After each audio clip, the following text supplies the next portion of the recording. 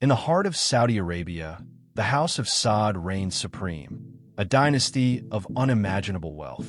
But beyond public palaces lies a labyrinth of secrets. Hidden masterpieces, covert operations, and whispered purges. November 2017.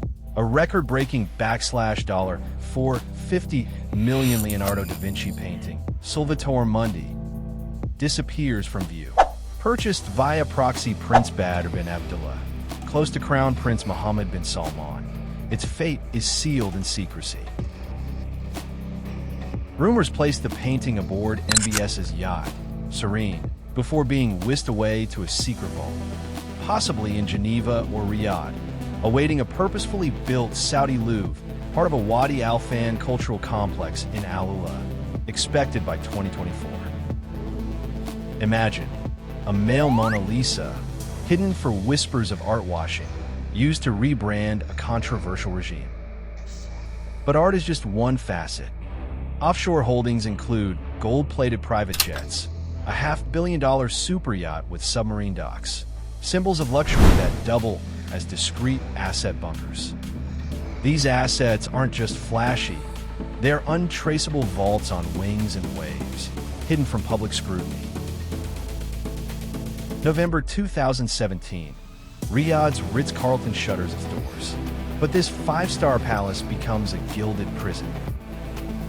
In what insiders call the night of beating, nearly 400 princes, tycoons, and ministers are detained, blindfolded, beaten, coerced to hand over wealth.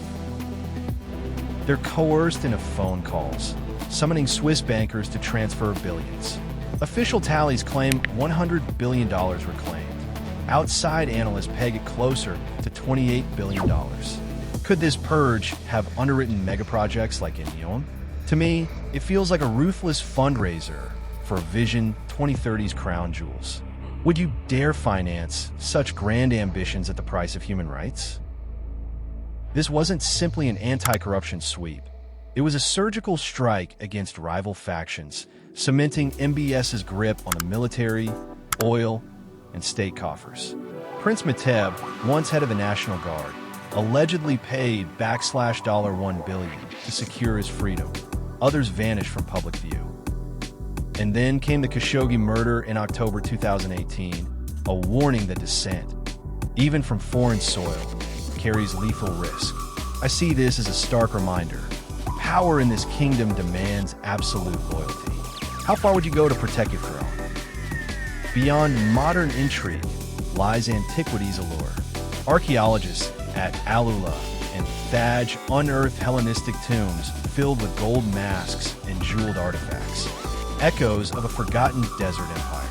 Meanwhile, secret airstrips and unmarked sites hint at buried royal projects. So, are these genuine digs or staged showcases for Vision 2030's tourism push? UNESCO just granted Al Ula World Heritage status, fueling a $20 billion cultural enclave project by 2030. Could hidden treasures of the past finance Saudi Arabia's future? What would you uncover if given the chance? But in the 21st century, domination isn't just territorial, it's digital. Saudi Arabia, under MBS, has quietly built a cyber empire of its own.